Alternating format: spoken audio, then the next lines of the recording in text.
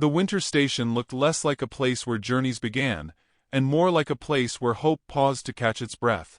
Snow drifted in slow, thoughtful spirals, settling on empty benches and rusted rail tracks that stretched toward horizons no one had chased in months. A faint wind rattled the loose tin along the station roof, whispering secrets of travelers who once passed through with dreams warmer than the air now was. Elena Ward stood at the far end of the platform, her thin shawl pressed close around her shoulders, her sewing basket tucked against her ribs as though cradling a fragile future. She breathed out a soft fog, watching it bloom and vanish the way her own plans always seemed to. Beside her, little Lila, only 5, hopped from footprint to footprint, as if inventing a game just to keep herself warm. Her cheeks were flushed from cold, but her eyes carried a brightness untouched by any season. She tugged at the hem of her mother's worn skirt, asking when the train might come, though both of them knew it wouldn't. Elena had brought her here not for travel, but for the chance that someone might need a winter coat mended or a torn glove stitched, anything that could buy bread for the evening. She hoped the cold hid how thin her hands had become. She hoped even more that it hid how fear hollowed her breaths. Life had pressed her into corners ever since her husband died. Fever had taken him so quickly, leaving behind debts that outweighed the small cabin they called home. She had learned to stretch each coin until it nearly cried out. She had learned to smile for her daughter, even when her heart felt like a frostbitten thing. But she had not learned how to silence the loneliness that crept into the quiet moments, settling in her bones like winter settling over the plains. A distant crunch of snow pulled her from her thoughts. At first she dismissed it as wind shifting a drift across the platform. But then the sound deepened. Slow, heavy steps. Deliberate. Not rushed, not hesitant, simply grounded, as if the earth itself parted slightly for whoever approached. Elena turned, expecting a rancher or a passing drifter. Instead her breath caught on the cold air. A giant Apache man stood at the far end of the station. He was taller than any man she had ever seen, broad across the shoulders, his skin bronze against the white winter world. A heavy winter cloak hung from his back, but beneath it he remained bare-chested, muscles sculpted and scarred like stories carved into mountainside stone. His long black hair, partly braided, swayed with each step. And though the wind cut cruelly across the station, he did not flinch, did not tense, did not even blink against its bite. His presence felt both ancient and freshly wounded, a contradiction wrapped in silence. Elena instinctively pulled Lila closer, though some part of her, quiet but certain, whispered that this man was not danger. Still, the world taught widows and mothers to be cautious, and she obeyed that instinct even now. The giant paused near the bench opposite them, lowering his gaze to the snow as though tracking a memory only he could see. Something in the way he stood, alone yet not lost, stirred a strange familiarity in her chest. But before she could look away, Lila slipped from her grasp. Her tiny boots pattered across the platform. Elena's breath froze. Lila walked straight toward him. She raised her little chin, fearless in a way only children and saints ever managed. Snowflakes caught in her hair like tiny stars. Her voice, soft and curious, carried far in the winter stillness. "Are you lost too, mister?" The Apache man lifted his gaze slowly, as if returning from a long distance. His eyes, dark, deep, unexpectedly gentle, rested on the child before shifting to Elena, seeking permission rather than offering threat. Elena's heart pounded so loudly she felt it echo in her wrists. She stepped forward, ready to call Lila back, yet something in the man's expression stopped her. Not a smile. Not warmth. Something rarer, recognition. As if he knew the feeling of being small in a world too big, too cold. As if her daughter's question grazed a wound he had carried for years. His voice, when it came, was low and steady. The kind of voice forged in quiet valleys and firelit nights. "No, little one. I am not lost. Not anymore." Elena blinked, unsure why those simple words struck her so deeply. The man looked at Lila with a kind of reverence, as though children were the last unbroken truth left in the world. Lila giggled and reached up to touch the fringe of his cloak. He did not move, did not look startled, only allowed her curiosity to exist the way sunlight allows itself to fall across snow, without judgment, without fear. Elena approached cautiously, every step careful on the cold boards. She opened her mouth to apologize for her daughter's boldness, but the man spoke first, his tone softened by respect. The child asked a fair question. And perhaps it is meant for more than me. She felt warmth rise in her cheeks despite the wind. She wasn't sure whether he meant it lightly or with deeper weight, but either way it unsettled her in a way she had not expected. She had grown used to moving unnoticed, slipping through life without anyone truly seeing her. Yet here was a stranger, an imposing, mysterious figure, speaking as though her presence held meaning. Lila tugged Elena's hand excitedly. "Mama, he's not lost." "He said so." Elena nodded, though her voice trembled when she finally spoke. "Then it's good he's found his way." The man lowered his head slightly, a gesture of gratitude or humility, she couldn't tell. But she knew he held himself with dignity, not pride. He carried scars on his chest, old ones and new, each one marking a chapter he didn't offer but didn't hide either. A gust of wind swept across the station, lifting a curtain of snow between them. When it settled, the Apache man stepped closer. Not enough to threaten, only enough to acknowledge that he heard the tremor in her breath. "Winter is harsh for those who stand alone," he said softly. The words landed somewhere deep within her, deeper than she wished they could. She swallowed hard, clutching Lila's hand. "I'm not alone," she whispered, though even she heard the ache behind it. His eyes softened with something like sorrow and understanding intertwined. He looked past her, toward the empty tracks stretching into white silence. Then he spoke a sentence that shifted the cold world around them, a sentence Elena would remember long after the snow melted. "If you are not lost, then why does the wind keep calling your name?" The boards beneath her feet shivered. She couldn't answer. She didn't know how. And somewhere beyond the drifting snow, a train whistle sounded, low, distant, and full of change. Snow clung stubbornly to the station roof as Elena gathered her sewing basket, her fingers trembling from more than cold. The Apache's words still echoed inside her like a quiet bell, unsettling her balance in ways she could not name. Lila remained close to him, skipping small circles around his boots, as though she had known him all her short life. Elena called gently for her daughter to follow, hoping the warmth of town might steady her thoughts, yet she felt the man move beside them with a presence that filled the empty air. He walked without urgency, each step patient, as though the earth itself shaped a path for him alone. When Lila stumbled on a patch of frozen ground, the man moved quicker than breath, catching her with a hand large enough to cradle her whole side. His touch was gentle, almost reverent. Elena thanked him quietly, her voice thin from nerves and winter wind. He nodded once, then reached for her sewing basket without a word. She began to refuse, pride lifting its tired head, but the weight in her joints and the burn in her palms told truths she could not hide. She let the basket go. In his hands, it looked no heavier than a child's toy. They walked into town together, an unlikely trio leaving a trail of footprints that intertwined like unspoken promises. The silence between them was not empty. It carried the cautious warmth of people learning each other's shadows. The buildings rose slowly from the white haze, their windows dusted with frost, their chimneys breathing smoke like small, weary giants. As the townsfolk noticed who walked at Elena's side, whispers stirred like dry leaves in wind. Mothers pulled children closer. Men narrowed their eyes. Fear traveled faster than snowstorms. Elena felt her cheeks heat with embarrassment, though she had done nothing wrong. She wanted to shrink beneath her shawl, hide from the judgment that curled through the street. She hated how easily shame found her, like a shadow stitched to her skin. But when the Apache glanced toward her, he did not look offended or restless. He simply adjusted her sewing basket over his arm, as if shielding her from every stare without lifting a single finger. Something in that quiet gesture steadied her spine. Sheriff Amos Clay appeared near the general store, his long coat dusted with snow, his mustache frozen into stiff gray curls. He stepped forward with cautious authority, placing himself between the man and the uneasy crowd. Afternoon light glinted off the badge pinned to his chest. The giant Apache stood still, neither defensive nor submissive, his posture grounded like an old redwood that had survived 100 storms. "You planning to bring trouble?"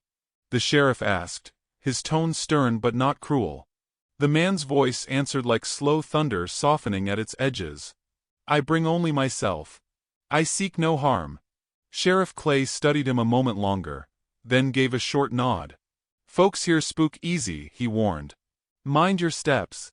The Apache inclined his head with a grace that surprised Elena.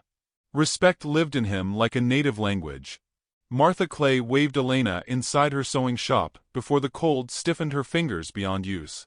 She ushered Lila toward the stove, where a pot of peppermint tea breathed warmth into the room. Martha's eyes drifted toward the door where the Apache waited outside, his silhouette outlined against falling snow. Who is he? She whispered. Elena couldn't answer with certainty. But she found herself saying he had been kind. Steady. Helpful when she needed it.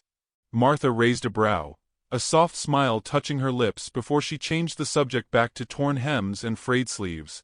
Outside, the Apache had drifted toward the livery stable, offering silent assistance to the stable hand who struggled with frozen tools. He worked without being asked, his movements efficient, his strength undeniable. People watched him the way they might watch a wildfire that wasn't burning anything yet but held the power to. Some softened as he helped mend a broken fence post. Some hardened further, refusing to trust kindness from a man they didn't understand. When Elena stepped back into the street, she expected him to have moved on. Instead, he approached her with the same calm presence he'd held since the station, returning her sewing basket as if handling a sacred object. You mend, he said simply. You work with care.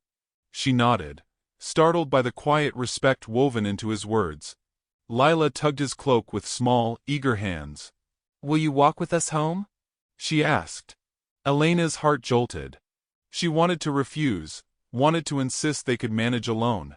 But she also remembered her near fall 2 nights ago, when her legs gave out from exhaustion. She remembered how thin her firewood pile had grown. And she remembered with startling clarity how safe she had felt earlier when his shadow stretched beside hers in the snow. He waited for her answer, offering no pressure, only space. Yes, she heard herself whisper. If you wish. His posture eased, almost imperceptibly, as though her acceptance granted him a place to breathe again. Their walk home carried a strange comfort.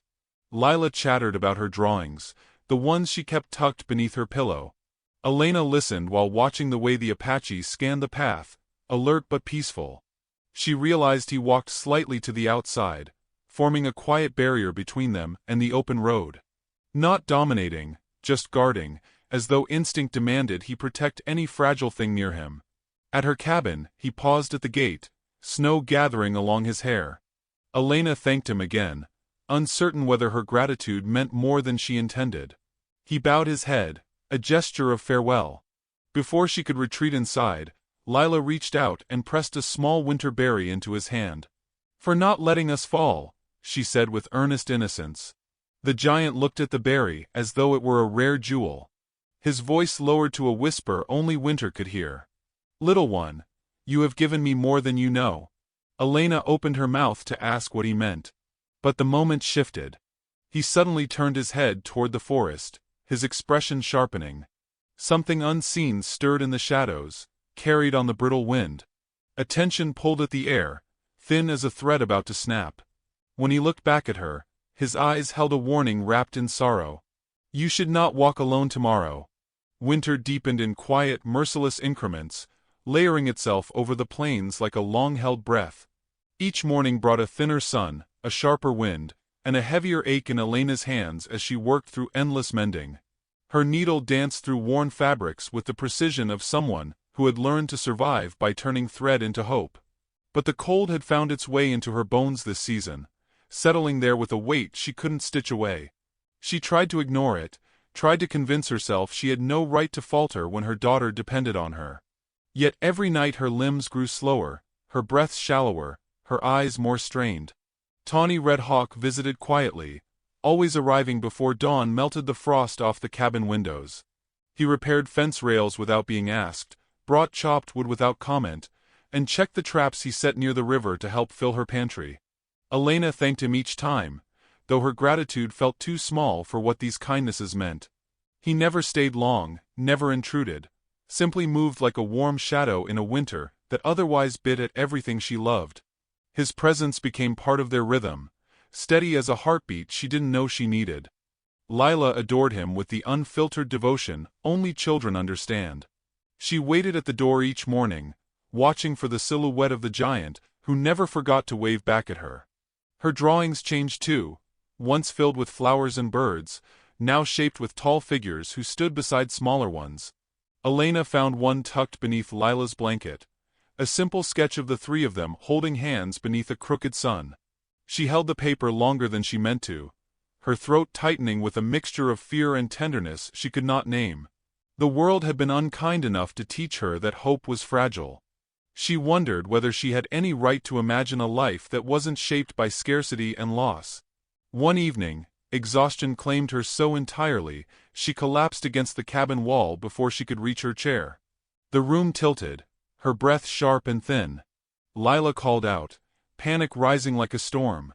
Before Elena could reassure her daughter, the door swung open. Tawny stepped inside with a force that startled even the wind. His arms caught Elena before she slipped to the floor, lifting her with a gentleness that contradicted every scar on his body. Her vision blurred, but she felt the steadiness in his grip, the quiet urgency in his voice telling her to breathe. He laid her on the bed, boiling water with movements so sure it seemed he'd done it 1,000 times. He wrapped blankets around her, warmed her hands between his. Lila stood beside him, crying softly, clutching his arm as if he were carved from safety itself. Elena drifted in and out of consciousness, hearing fragments of words, soothing ones, careful ones. When she finally woke fully, hours later, the cabin glowed with a gentle fire, and Tawny sat beside her, his broad frame hunched in silent vigilance. Something in his expression cracked open when he saw her eyes flutter. "You push yourself too hard," he murmured. There was no reproach in his tone, only understanding shaped into sound. She wanted to deny it, to insist she had no choice, but the truth lingered heavy between them. He stayed until her breathing steadied, leaving only when she insisted he needed rest too. Still, she felt the shift that night, a quiet turning of something inside her, the way winter sometimes hints at spring long before the thaw comes. Days passed, and whispers began to trail through town. Silas Boone, once her suitor, had returned from whatever mischief drove him across the frontier. He watched her with a hunger sharpened by jealousy, though he masked it beneath false concern. "Folks say you're lettin' that Apache stay awful close," he remarked one morning outside the mercantile. His voice carried enough poison to curdle fresh milk. Elena kept her gaze steady, refusing to let shame claim her again. "My life is my own," she said simply. The flicker of anger in Silas's eyes warned her that he was not finished stirring trouble. Rumors spread quickly, faster than wildfire, faster than kindness. Some whispered that she was foolish, others that she was reckless. A few insisted she was inviting danger into her child's life. Elena heard it all, felt each word scrape against her ribs like a dull blade. But when she returned home each evening to find Tawny repairing something that didn't need repairing simply to lighten her burden, she realized the only voices that mattered were the ones under her own roof. One dusk, as the sky bruised itself purple, Tawny finally confessed a piece of his past. They sat outside near the woodpile, Lila asleep inside, the air heavy with the promise of snow. He spoke slowly, as if selecting each memory with care. He told her of the family he'd lost, his wife, his son, taken during a raid that shattered every corner of his world. He told her how silence had become his closest companion after that, how wandering turned into a way of disappearing without dying. Elena listened without interruption, her heart breaking for a grief she felt she somehow knew. Loss recognizes loss the way winter recognizes cold. She reached for his hand, unsure whether it was comfort or gratitude guiding her. He accepted the gesture, though his breath faltered almost imperceptibly at the touch. Later that week, Silas confronted him near the well behind the general store. He spat accusations wrapped in drunken bravado, calling Tawny a burden, a threat, a stain on the town. Tawny stood tall, unfazed, refusing to rise to the bait. His restraint only enraged Silas more. Elena arrived in time to hear the final insult, one aimed at her dignity. Without hesitation, she stepped between them. Her voice broke like a whip through the air as she defended the man who had given her and her daughter more safety than anyone since her husband died. Silence fell over the street. Even Tawny seemed shaken by the fierceness in her tone. That night, as she tucked Lila into bed, Elena realized her fear of judgment had begun to loosen its grip. She was no longer surviving loneliness. She was choosing a life that felt like light after too many years of dimness. But just as peace began to settle over her home like fresh snowfall, a hard knock sounded at her door. Tawny stood on the threshold, his face shadowed by something urgent, something cold and unwelcome. "They are coming," he whispered. "And they are not coming in peace." Snow drifted in softer patterns after the night of the warning, as though winter itself tried to soothe what had shaken Elena's quiet life. Days passed without the threat materializing, though Tawny remained alert, leaning into the wind each time it carried an unfamiliar sound through the valley. He never told her who he feared might come, nor what danger shadowed his steps, but Elena sensed the heavy silence he carried like armor.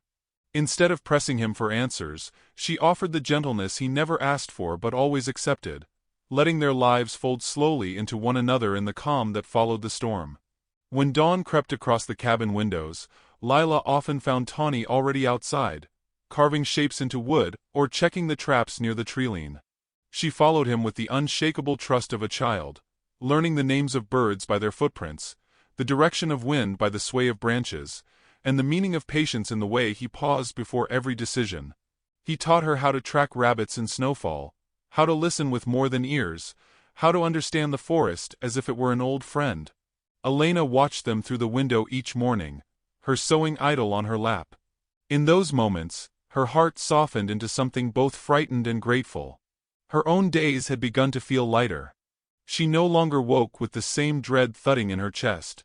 Instead, she found herself humming without realizing it, letting warmth linger longer in her voice when Lila asked questions, smiling when Tawny brought fresh firewood stacked in perfect symmetry beside the door. She noticed the small ways he made space in their home without intruding, repairing the hinge on the kitchen cabinet, oiling the door latch, tightening the loose handles on her sewing basket. Each act felt like a wordless vow that he would not let their world fall apart the way his once had. The town, once stiff with suspicion, slowly began to shift as well. After Tawny pulled young Milo Booker from the icy river, diving into the freezing water without hesitation, the townspeople found their fear cracking. They greeted him now with nods, some even with quiet gratitude. Children waved from doorways. Shopkeepers softened their stares. Sheriff Clay stopped him one evening outside the mercantile, offering tobacco and a rare smile, acknowledging that a man who saved another's child had earned respect by deeds no gossip could diminish. Despite the growing acceptance, Elena felt her chest tighten whenever Tawny disappeared for too long. She told herself she wasn't worried, only cautious, but the truth ran deeper. She had begun to sense the shape of his absence, like the chill left behind when a warm hand slips away. When he returned, always with snow on his shoulders and wind in his hair, she felt the world right itself a little. One afternoon, as she mended a torn coat, Tawny entered the cabin carrying a bundle of leather and fur. He placed it on the table with a quiet reverence. "For you," he said, though the words seemed too simple for the effort stitched into the gift. Elena unfolded it slowly, a winter cloak lined with thick rabbit fur, expertly crafted, warm enough to withstand even the coldest storm. Her throat tightened. No one had given her a gift since her husband passed. She traced the careful stitching, knowing the hours he must have spent shaping it by firelight. "I had nothing warm enough," she whispered, trying to hold back tears. Tawny shook his head gently. "You have carried too much cold for too long. Let this be what carries you now." She felt the weight of his words deep in her chest, so heavy and tender she feared they might break her open. She wanted to thank him, but her voice dissolved under emotion. Instead, she draped the cloak over her shoulders, letting its warmth settle around her like a blessing. Later that evening, as Lila slept curled near the hearth, Elena and Tawny sat outside beneath a sky trembling with stars. The world seemed to hold its breath. Frost glittered on the cabin roof, catching moonlight like scattered diamonds. Elena handed him the cloak she had mended earlier, the one he wore when winter sharpened its teeth. She had repaired the torn seam with thread strong enough to withstand years of wind. Her fingers brushed his arm as she placed it around him. The contact startled her, not because it was bold, but because it felt so natural she wondered when touching him had become an instinct. He looked at her with a stillness she had come to recognize, the moment just before he spoke something honest. "You mend what is broken," he said. "Not just cloth. People too." She didn't know how to answer. Instead, she let the quiet rise between them like a tide. He gazed toward the ridges, watching the shadows settle in the valleys. When he finally spoke again, his voice held a note she had never heard from him, soft, almost fragile. "There is a home forming here," he murmured. "One I did not expect to find." Elena's breath hitched. The words felt like stepping onto thin ice, beautiful, dangerous, full of possibility. She wanted to lean into them, to let herself believe that this man who carried whole landscapes in his silence might want to stay. But fear was a stubborn thing. Hope, even more so. She turned away, gathering courage she didn't yet possess. The next morning arrived with a sky the color of faded lavender. While collecting water from the well, she caught Tawny watching her from the woodpile, his expression unreadable. She lifted a hand in greeting. He hesitated, then returned the gesture, though something in his posture seemed heavier than the day before. All afternoon he worked with unusual intensity, chopping wood until sweat mixed with snow on his brow. Elena sensed a storm forming, not in the sky, but in him. He moved as if preparing for a departure he hadn't spoken of, and her heart clenched with a dread she couldn't explain. When night fell, he lingered by the door longer than usual, the fire casting gold across his face. His eyes held a decision he wasn't ready to voice. Elena stepped closer, the new cloak around her shoulders whispering softly with her movement. "Tawny," she said, barely above a breath. "Are you leaving?" He closed his eyes briefly, as though the answer weighed more than the world itself. "Not yet," he whispered. "But the wind has begun to call my name again." Winter rose that night like a living thing, its breath rattling the cabin walls, its voice threading through every crack in the wood. The blizzard struck without mercy, turning the world outside into a white, swirling chaos that swallowed sound and distance alike. Elena rushed to secure the shutters, her hands trembling from both cold and the echo of Tawny's earlier words. Not yet, he had said, but she heard the truth beneath them. He was preparing to leave. Something in him believed he did not deserve the quiet life weaving itself around her home. That fear, his and hers, unsettled the floor beneath her feet more than the storm ever could. A violent gust slammed against the roof, shaking loose a spray of snow. Elena stumbled back, heart racing. Before she could reach for another brace, the door burst open and Tawny stepped inside, his cloak whipped by wind, his hair tangled with ice. He crossed the room in 3 strides, gripping the beam above the hearth just as another shudder rippled through the roof. "This will not hold through the storm," he said, voice low but urgent. Together they fought the wind. He climbed onto the roof despite Alana's desperate protests, securing thick ropes to anchor the structure. When he returned, drenched in snow and shivering from cold he refused to acknowledge, she wrapped a blanket around him without hesitation. Their hands brushed, and for a moment the world seemed to pause beneath the raging storm, as if it too waited for something still unsaid. Lila stirred in her sleep, murmuring softly. Elena knelt beside her daughter, smoothing her hair before adding another quilt to the small, warm bundle. When she rose, Tawny was standing near the window, staring into the swirling darkness like a man watching for ghosts. His shoulders were tense beneath the blanket, his breath steady but strained. She approached him cautiously, feeling the weight of whatever war raged inside him. "What are you afraid of?" she asked gently. He didn't look away from the storm. "The past," he murmured. "It always finds a path back. And when it does, it takes everything with it." She stepped closer, close enough to feel the cold radiating from his skin, and the warmth beneath it. "You are not what you were forced to survive," she whispered. "You are more than your scars." His jaw tightened, as though those words, tender as they were, hurt in ways she could not see. The storm slammed against the cabin again, sending a spray of snow through a small crack above the door. Then a sudden voice pierced the wind. "Pa." The words slipped from Lila's lips as she turned in sleep, reaching blindly toward the silhouette of the man who had become her guardian without ever claiming the role. Tawny froze, as though the single word stunned his very soul.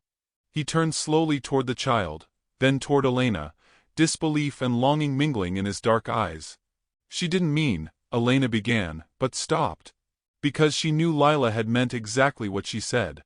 The truth stood softly between them, fragile yet undeniable. Tawny knelt beside the sleeping girl, brushing her cheek with a tenderness so reverent it made Elena's chest ache. When he rose, his eyes shone with something raw, yearning so deep it seemed carved from years of silence. Before either could speak, a pounding struck the door. Elena gasped, stepping back. Tawny's hand moved instinctively to shield her. Through the howling wind came Silas Boone's voice, muffled but sharp with anger. "Open up. I know he's in there." Fear surged through Elena's chest, chilling her faster than the winter air. Tawny moved toward the door with the quiet gait of a predator. "No," she whispered, grabbing his arm. "Don't give him the fight he wants." But Silas pushed the door open before either could react, stumbling inside with snow clinging to his beard and fury burning in his eyes. "So it's true," he spat. "You've let him worm his way into your home. Into your child's life." He glared at Tawny with venom sharpened by jealousy. "You don't belong here." Tawny didn't rise to the bait. He simply stood tall, a mountain refusing to move for a storm. Elena stepped between them, her voice steady. "This is my home. I decide who belongs here." Silas laughed a brittle laugh, pointing at Tawny. "He'll leave you like all the rest. Men like him don't stay." The words struck Tawny with the precision of a blade. His eyes narrowed, not with anger toward Silas, but with pain he tried to bury. Elena saw it. The wound, the doubt, the fear of becoming a ghost in yet another life. Before she could speak, Tawny stepped forward. His voice shook the way earth trembles before a spring thaw. "You think I do not know leaving?" he said softly. "I have lived in its shadow longer than you have drawn breath. But I will not walk away from them. Not now. Not again." Elena felt her breath catch, felt the room tilt, felt the storm outside soften beneath the weight of his confession. Silas scoffed, but his bravado faltered. When Tawny stepped closer, Silas retreated instinctively. "You bring your own storms," he muttered before fleeing back into the blizzard. For a long moment, the cabin held only the sound of wind and the beating of 3 hearts. Tawny turned to Elena, snow melting on his skin, his expression stripped bare of all the walls he had built. "I feared staying because I feared losing again," he said quietly. "But when your daughter called me Pa, something in me knew I was already lost to this home. Lost in a way I do not want to be found from." Elena felt tears rise, warm against the cold. Tawny stepped closer, his voice a trembling whisper. "I love you, Elena." Slowly, deeply, the way winter leans into spring. "I love your courage, your sorrow, your quiet strength. I love the life that breathes in this home because of you." She reached up, touching his cheek with a hand that no longer trembled. "And I love you," she said, her voice breaking with relief. "Not out of need, but out of knowing." When dawn broke, Reverend Booker stood with them beneath a sky washed clean by storm. Snow glittered like blessings as he bound their hands in marriage, Lila clutching Tawny's other hand as though anchoring him to a world that finally wanted him. As they stepped back into the quiet morning, Tawny lifted Elena gently, the future unfolding before them like untouched snow. But far on the ridge, a shadow shifted. Someone had been watching,